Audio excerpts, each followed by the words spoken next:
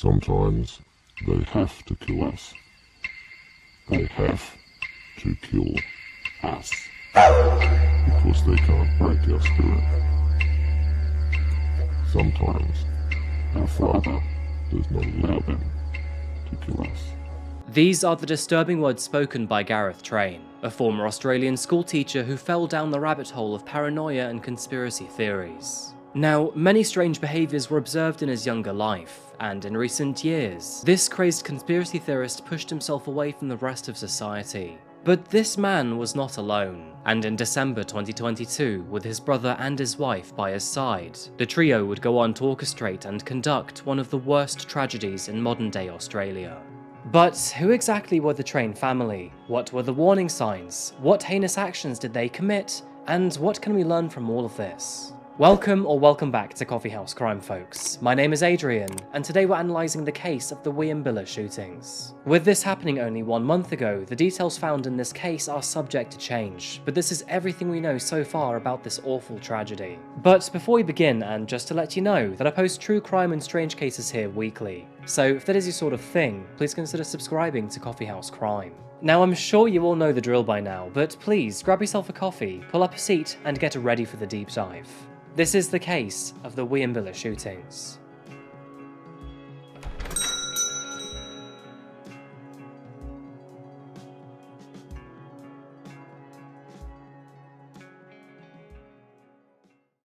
G'day, folks. Now, we may only be halfway through January, but this video is our second Australian case of the year. And that's for very good reason too, because I genuinely meant what I said in our previous case Down Under. That being, Australia is a country full of many peculiar, fascinating, and sometimes terrifying creatures, and their murder cases tend to fall under the same category as well. Today's case pulls us towards the great outback of Queensland, Australia, and nestled deep in the Western Downs region of this state lies a small town named Chinchilla. Not to be confused with the soft and adorable animals that we often keep as pets, Chinchilla is a semi-modern town situated within Australia's rough and rugged terrain. Found almost 200 miles northwest of Brisbane and with a population of 7,000 residents, you won't find much to occupy an afternoon here. But Chinchilla is known for one very quirky event, and that's the Melon Festival. And hosted once a year in this sleepy town, it has earned the nickname of the Melon Capital.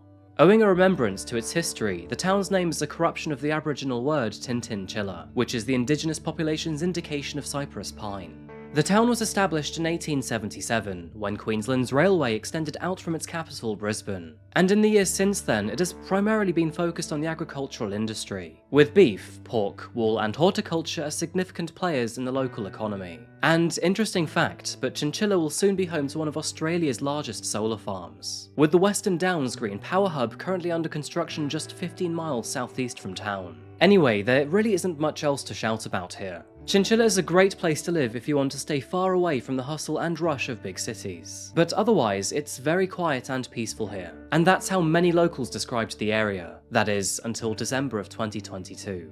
Found 25 miles southwest of Chinchilla, and for want of a better phrase, out in the middle of nowhere, was the Train's residence. And here, in this farmhouse, lived Gareth Train and his wife Stacey Train. Now, usually these stories begin with a person worthy of remembrance, but in this instance, just like the case of Bianca Edmonds, it is debatable if Gareth should be remembered at all. Aged 47 in 2022, he was the older brother of Nathaniel, who was 1 year his junior at 46. The two were born in the mid-70s to their late mother Gwen and their father Ronald. Ronald was a pastor of a local Baptist church, which of course influenced the young boy's religious and therefore worldviews while growing up. Now, people who knew of Ronald were cautious of his teachings, as unfortunately, he appeared to be on the more extreme side of Christianity. For example, he believed that marriage was crucial to God and to society, and even went as far as to refuse to accept women in any leadership positions. But regardless of the religious influence in the beginning, both Gareth and Nathaniel were initially pleasant children. The two fit in relatively well in school, and to begin with, nothing seemed abnormal about them. But moving into his teenage years, Gareth became increasingly hard to manage. He was very volatile and controlling, which of course made him in turn hard to control. These problems extended into education, evident in the amount of trouble he would get into at school while living in Brisbane, and then when he moved to Toowoomba. He also developed a dark obsession with guns, and now that his family moved out to the countryside, he would often practice his shooting skills using kangaroos and rabbits as living targets. Local friends were becoming uncomfortable too, as it was reported that Gareth would try to force them to use his gun, even when they expressed their discomfort. In almost everything he did, he was shadowed by his younger brother, Nathaniel, and the junior siblings' obsession with guns was sadly no different. The two would often practice their aim together. However, in the 90s, there was one very big yet simple difference between the two, and that was love. Nathaniel was still attending school when his family made the move to Wieambilla, and soon after enrolling into his local high school, he met and fell in love with a young woman named Stacey Train. Feelings quickly evolved and grew between the two, and with the influence of Nathaniel's pastor father, who strongly believed in the sanctity and cruciality of marriage, they married in 1995 at the tender age of 18. Multiple things happened after this, but the condensed version of events is that 1 year later, in 1996, Nathaniel and Stacey had their first child, Madeline, and in 1998 welcomed their second child, Aiden. Now, the next generation of the Train family may have started quite early when compared to more typical standards, but with 2 children and a purchased property, things appeared to be positive and harmonious. However, that would all change just 1 year later, when, after a devastating family feud, Nathaniel and Gareth cut all ties with their parents, taking Stacey and their 2 children into the silence with them. And this is where the story becomes even more bizarre. In that very same year, Stacey made the incredible, unusual decision to leave Nathaniel for none other than his older brother, Gareth. And this was despite having 2 children aged under 4 years old. Which, by the way, how does that work? Would Gareth now be the uncle or the stepfather? It's a bit of a brain burner. Now, it is not clear why Stacey left Nathaniel for Gareth, but it is argued that Gareth's extremely controlling behaviour was the ultimate culprit in getting the better of them both. And so, moving forward, to build some emotional distance, Nathaniel moved to northern Queensland, while Gareth and Stacey moved to Cairns, but the relationship between all 3 of them remained amicable.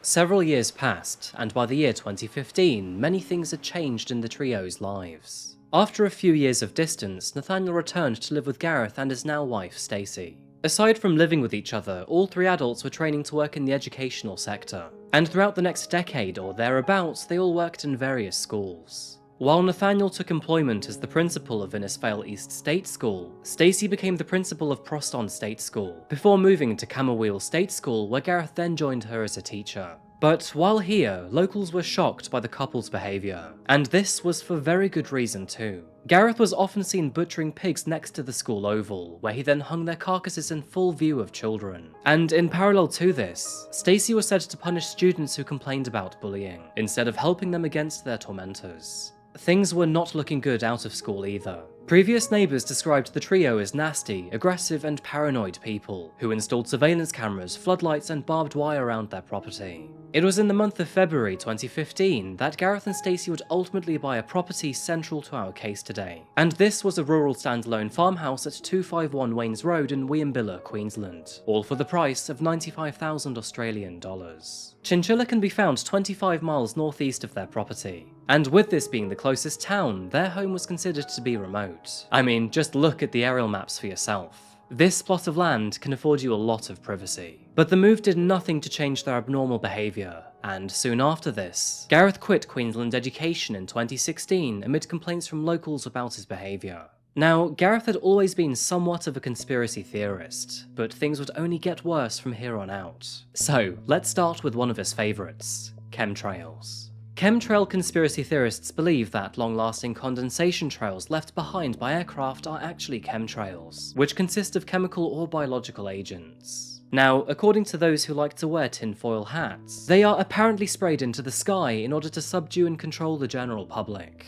Taking things one step darker, Gareth also believed in the sovereign citizen movement. Sovereign citizens believe they are not under the jurisdiction of the local government, and further consider themselves to be exempt from national law. Not believing in popular social media platforms either, he took to small fringe websites instead to voice his opinions. And on one of these sites, Gareth claimed that the CIA invented the web to infiltrate, manipulate and control the general public. He further believed that Princess Diana's death and 9/11 were both occult blood sacrifices, and that the Port Arthur massacre, which is Australia's deadliest mass shooting in history, was an inside job and false flag operation used to disarm the Australian population. In November of 2020, he posted online to say, "Anyone who watched the live media coverage at the time and was aware of the political deceit lead-up knows that this was a government psychological operation to disarm the Australian population." Gareth also claimed in these posts that politics is nothing but interactive entertainment used to keep the brain-dead masses distracted. He also openly threw his disgust at police and special operations teams, claiming that if you are a freedom lover, protester, Christian or patriot, then you will be punished.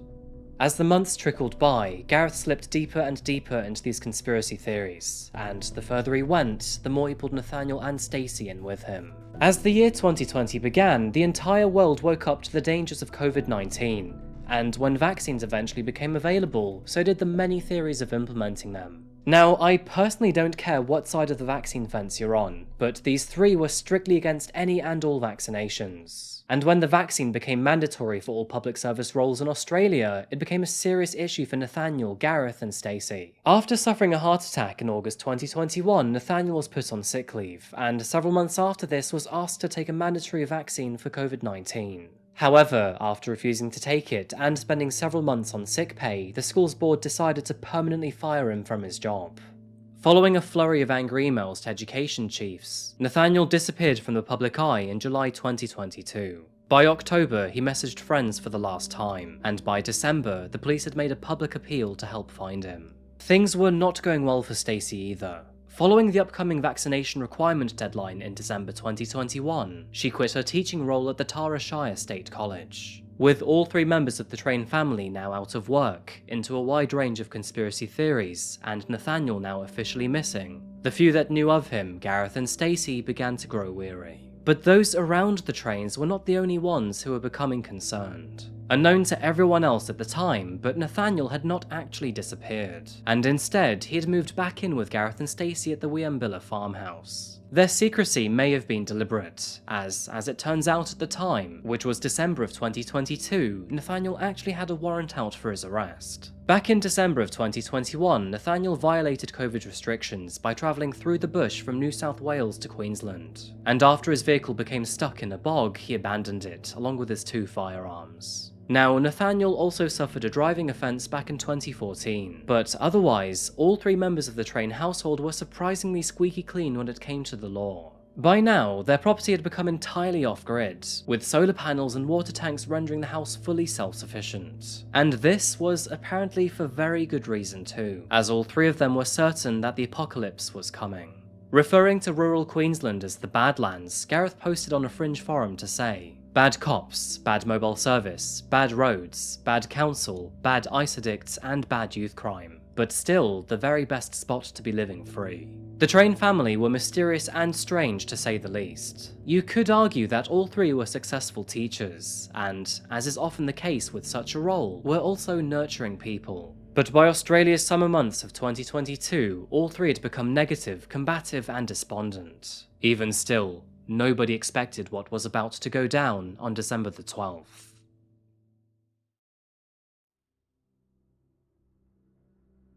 December 12th, 2022. It was a Monday in the middle of Australia's summer, and Wieambilla was enjoying a mostly sunny afternoon, with temperatures peaking at 34 degrees Celsius or 93 Fahrenheit. Following the disappearance of Nathaniel Train, New South Wales Police had made the request to Queensland Police to conduct a welfare check at Gareth's property. Nathaniel hadn't made any public contact since October, and he still had an ongoing active arrest warrant. With a missing persons case, a warrant, and previously sending his estranged wife threatening text messages, officers were keen to locate his whereabouts. And so, in an effort to find him, 2 police officers from the nearby town of Tara met with 2 officers from Chinchilla, before travelling to the Train farmhouse located on Waynes Road. Arriving at the locked gate of the property at around 4:30 PM, officers honked their horn for the owner's attention. However, nothing came back from this, and the 4 officers were met with silence. Since this was a welfare check and the circumstances were not that serious, they decided to take a look around. They hopped the gate before making their way to the farmhouse. But tragically, very little did they know that this would have shockingly grave consequences. Just moments later, the 4 officers were met with a flurry of bullets originating from the farmhouse. And amidst the sudden and severe escalation, it became evident that Nathaniel, Gareth and Stacey had opened fire.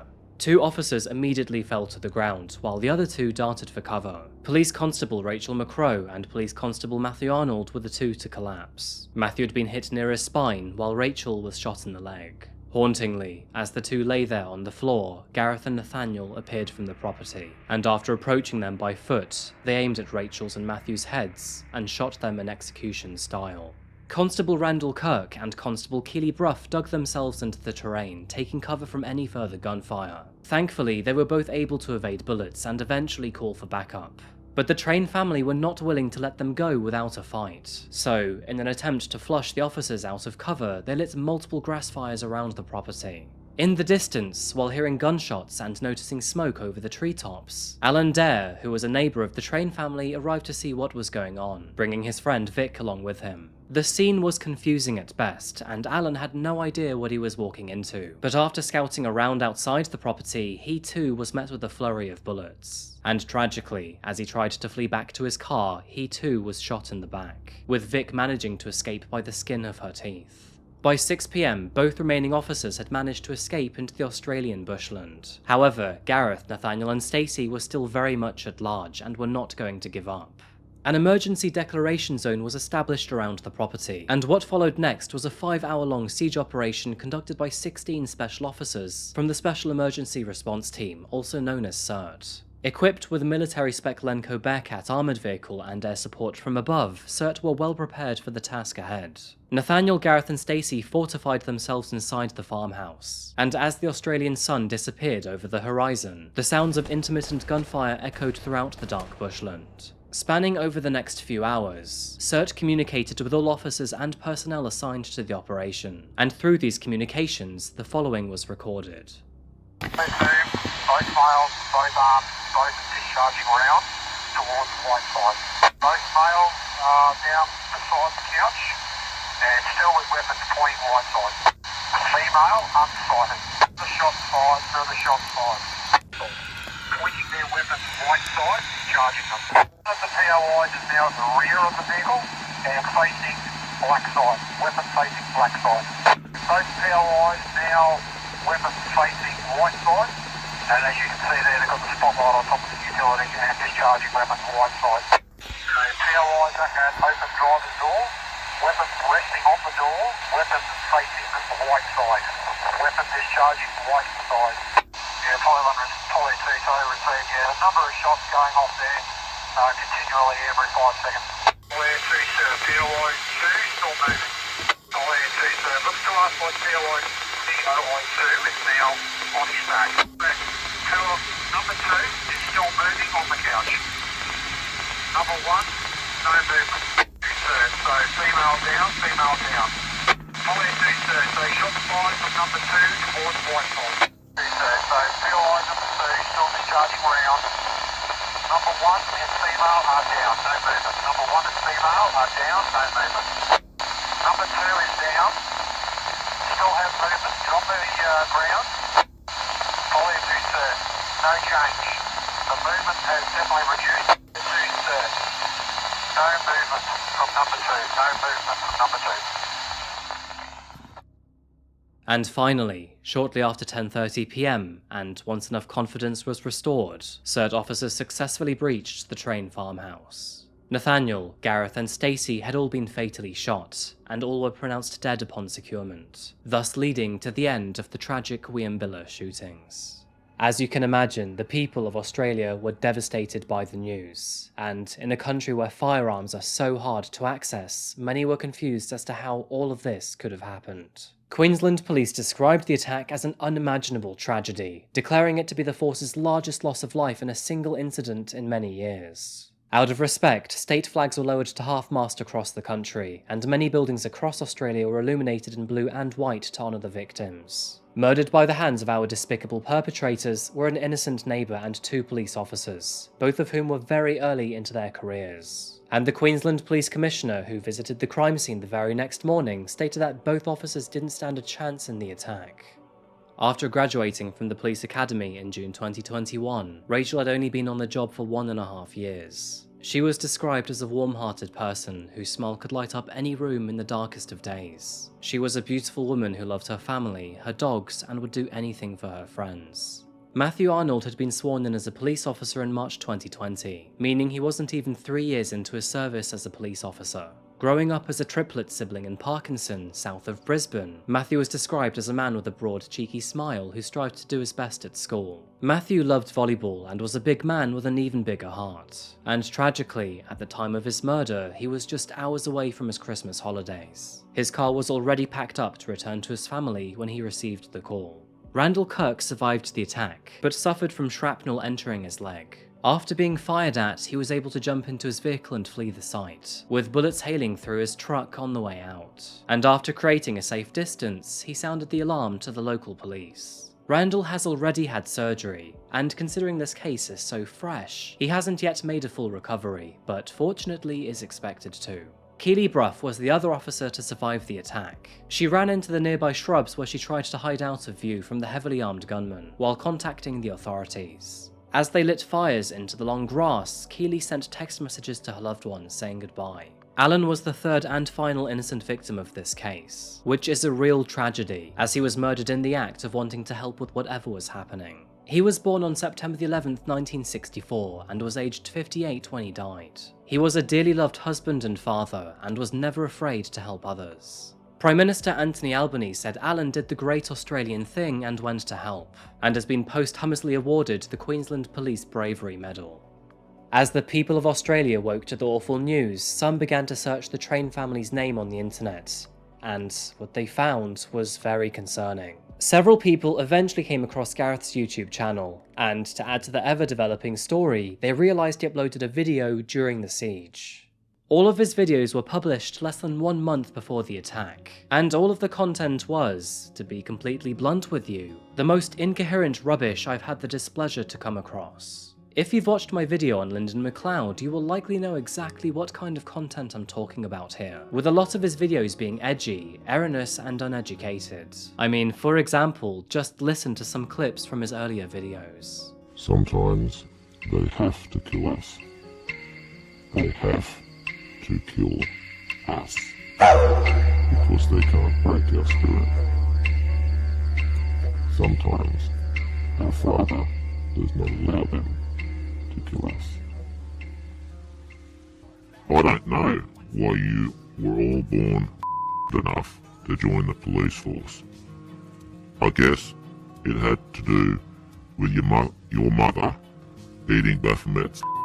In a video posted on December the 11th, just 1 day before the attack, Gareth taunted officers about them looking for his brother. Gareth claimed that the reason they wanted to find Nathaniel was because he had become a whistleblower at an educational scandal in New South Wales. He then further taunted officers to visit the farmhouse property if they dared. The very next day, on December the 12th, and posted only several hours before the attack, Stacey uploaded a handwritten letter to YouTube, which he narrated over in video format. Honestly, this letter was nonsensical gibberish. But interestingly enough, what it did highlight is that all of Gareth's and Stacey's children had now disowned them, because they, quote, chose the world and rejected their narrow path to take the wider road their partners and friends are on.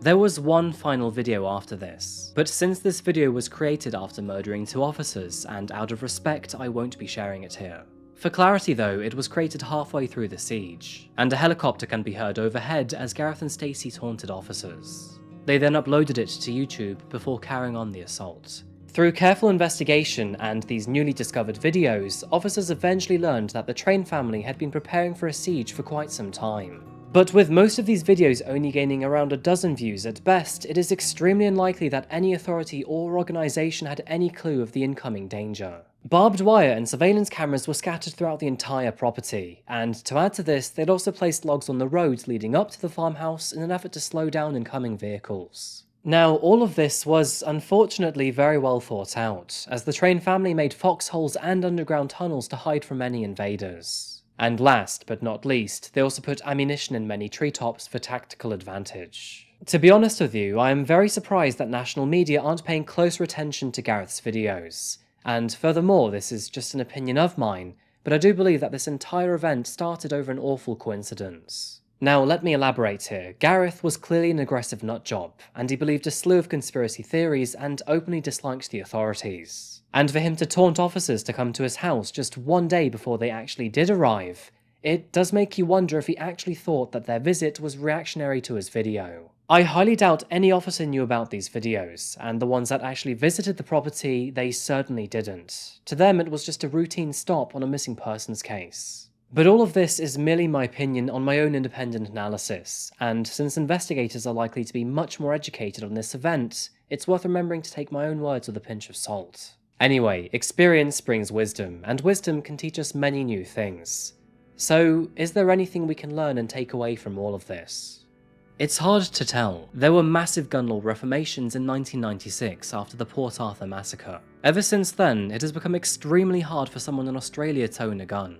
Australian law requires you to register it and your details on the state's firearm registry. The problem is, Australia's firearm registries don't speak to one another, and the National Registry for Firearms does not store all information known by the state. This is for several reasons, some political, some law, and some around data sharing. It is very likely that this event will force Australia to look at the matter more seriously, and as I do my research right now, the discussion of an Australia-wide firearms register is back on the National Cabinet agenda for the first time in more than 30 years. After further investigation, it was learned that Gareth and Stacey Train were in contact with other religious conspiracy theorists in the United States. Many questions remain on why Gareth's online presence was not on the authorities' radar, as his levels of extremism certainly stood out when compared to the rest of the general noise of the internet. However, it is argued that he was too much of a nobody for anyone to take any proper notice, and with an increase in the level of extremism and conspiracy theorists in Australia in recent years, individuals are becoming harder and harder to specifically identify. Following this tragedy, Stacey's family broke their silence to say that they've had very limited contact with her ever since she left Nathaniel to marry his brother Gareth. Now, this does further back up claims that he was an extremely controlling man. However, I don't believe her actions can be excused. Magical spell or not, everyone should understand that murder is not acceptable. It's a shame that these sorts of revisions to laws require tragedy to strike before serious consideration is given, and in light of the abuse and danger they often face, it is all too easy to forget that there are lives behind the uniforms of these police officers. Matthew and Rachal were highly respected and much loved members of the Queensland Police Service. They were committed and courageous young people who had a passion for policing and serving their community. Both of them were murdered at such a young age, and sadly, all of their prospect, love and ambitions have died alongside them. Falling by their side, another hero, Alan Dare, was also murdered by these Train lunatics. All three members of the Train family were upstanding citizens at one point in time, and to add to this, they were even teachers whom hundreds of parents trusted with their children. What precisely went wrong, or why, is still a mystery, but unfortunately, all three of them slipped into an elusive and divisive world of conspiracy theories and hatred.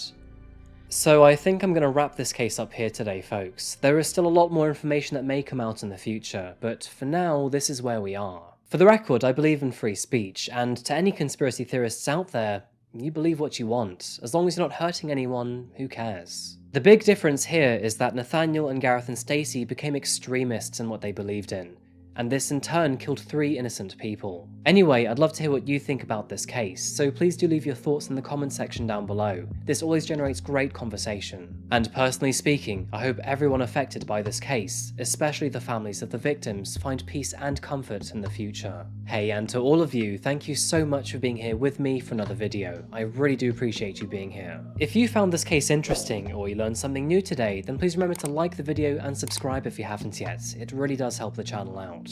If I have one request to all of you, please appreciate today and every day ahead of you. For me, I'm going out for ramen tonight, so that does make me pretty happy. And of course, I'll be back again very soon for another video. But until that moment arrives, please remember to look after each other, and of course, stay safe. Thank you, and goodbye.